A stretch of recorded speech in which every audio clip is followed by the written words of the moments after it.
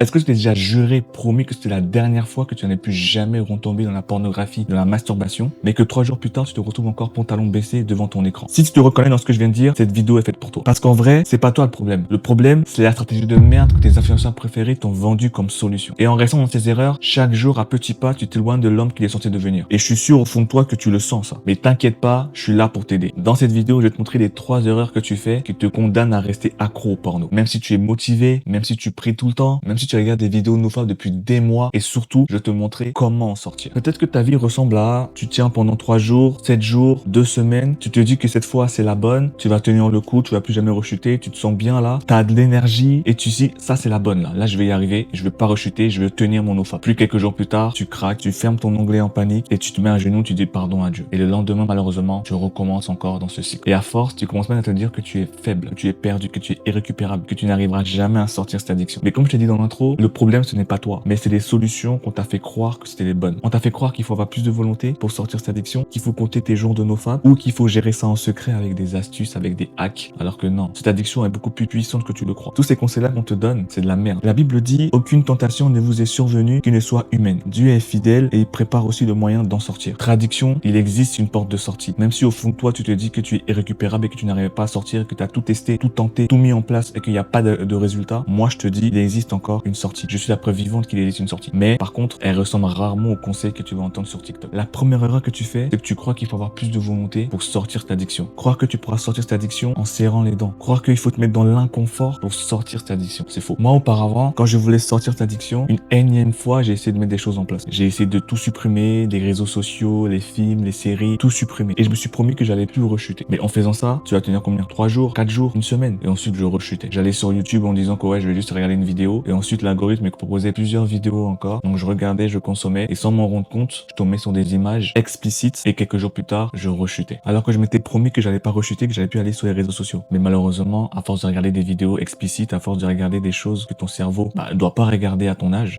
tu vas finir sur les mêmes sites, dans la même position que tu t'étais promis que tu allais plus rechuter. Parce qu'à chaque fois que tu vas compter sur la volonté, sur la motivation pour sortir cette addiction et que tu vas craquer, tu vas renforcer la phrase dans ta tête. Tu sais, on sait tous cette phrase-là. La phrase qui dit que tu es nul, tu es irrécupérable, tu n'en vaut pas la peine, tu ne sortiras jamais de cette addiction. Ces choses que tu vas te répéter dans ta tête quand tu vas retomber, tu vas la renforcer cette voix. Tu vas devenir le mec qui va plus se respecter et qui n'aura plus aucune estime de soi. Et le jour où j'ai compris que la volonté et la motivation ne va pas m'aider à sortir de cette addiction, j'ai arrêté de compter sur ça. J'ai arrêté de prier pour demander de la volonté, de la motivation, de la force à Dieu. J'ai arrêté tout ça. Et j'ai commencé à bâtir un système, un environnement propice à ne plus rechuter, des routines propices à ne plus rechuter et à oublier même que j'étais accro.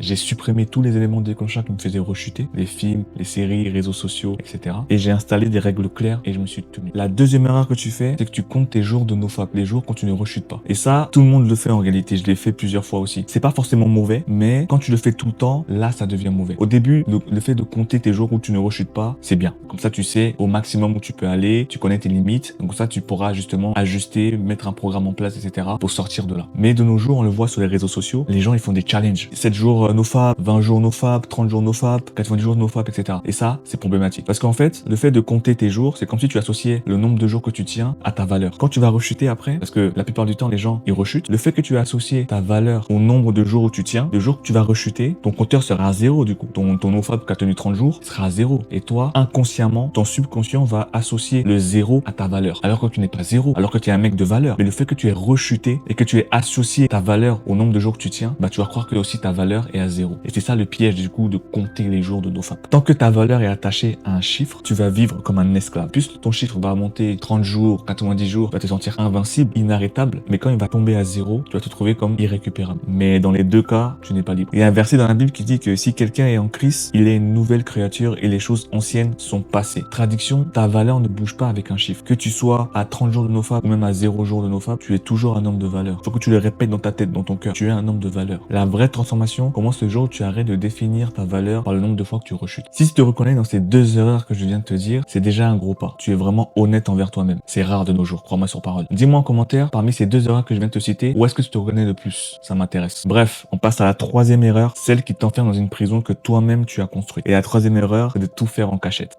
Tu vois mon sourire que j'ai là en ce moment? En fait, c'est quand tu es accro à cette addiction, la plupart du temps, les gens ne le disent à personne. Ils restent tout seuls et ils veulent régler la situation tout seul. Tu dis que tu peux gérer ça tout seul, tu gardes comme un secret, tu peux gérer ça tout seul et tu essayes justement de vaincre cette addiction qui est très puissante tout seul. Et moi, avant, j'étais pareil. C'est avant, je menais une double vie. Dans la journée, j'étais un mec normal, travail, études, sport, foot, FIFA. Je traînais avec mes potes, j'étais un mec lambda, tu vois ce que je veux dire. Mais le soir, je m'enfermais dans ma chambre, je mettais mes écouteurs et je tapais des trucs sur Google que je n'aurais jamais osé dire à haute voix devant ma famille. Big man, écoute-moi bien. L'addiction à la et à la masturbation se nourrit des trois choses. La honte, le secret et l'isolement. Et toi, tu lui offres les trois sur un plateau. Tant que tu vas essayer de te guérir dans le noir, tu vas rester malade dans le noir. La honte va grandir dans le silence, dans le noir. Mais par contre, elle meurt quand tu la mets dans la lumière, quand tu la mets dans un cadre. C'est pour ça que je crois pas à la guérison en mode je reste isolé, tout seul, dans ma chambre et je regarde juste des vidéos sur YouTube. Moi, je crois pas à tout ça. À un moment donné, frérot, il te faut un cadre, une structure, une personne ou des personnes pour t'aider et des règles claires à appliquer. Sans ça, ça va être hyper compliqué de sortir cette addiction. Si on récapitule les 3 erreurs que tu fais qui te condamnent à rester dans ton addiction, c'est que tu comptes sur la volonté comme si c'était un super pouvoir alors que tu n'as même pas de système clair. Tu fais de ton compteur de jour ta valeur au lieu de construire une nouvelle identité et tu veux t'en sortir en cachette, sans cadre, sans structure. Tant que tu vas rester dans ces erreurs-là, tu vas rester le mec qui va se mépriser et qui va continuer à rechuter. Faut que tu comprennes que ça veut pas dire que tu es foutu, ça veut pas dire que tu es irrécupérable. Ça veut juste dire qu'il te manque un vrai plan de sortie. De mon côté, j'ai structuré un cadre en 4 phases pour sortir définitivement cette addiction et redevenir un homme qui se respecte. La première phase, c'est la phase détox réel. La deuxième phase, c'est la phase discipline simple mais non négociable. La troisième phase, c'est la phase reconstruction d'identité. Et la quatrième phase, c'est là où tout commence. Tu commences à investir ton énergie dans ta mission, dans tes rêves, dans tes projets. Alors, je vais pas tout détailler ici, ce serait beaucoup trop long. Mais ce cadre-là, je l'ai appliqué à plusieurs personnes dans mon accompagnement et il y a eu des résultats. Big man, écoute-moi, je vais être cash avec toi. Ce que tu es en train de faire en restant bloqué dans cette addiction, c'est destructeur. Mais toi, tu n'es pas irrécupérable. Tu n'es pas condamné à rester ce mec qui se dégoûte après chaque rechute. Tu peux redevenir un mec qui se regarde dans le miroir sans baisser les yeux, sans avoir honte de toi. Si tu veux arrêter de te battre seul dans le noir, j'ai créé un groupe school pour les gars qui veulent sortir réellement du porno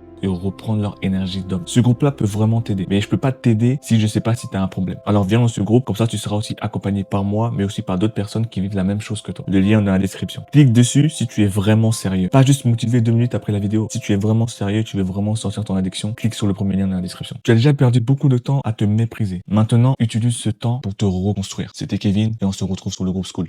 Ciao.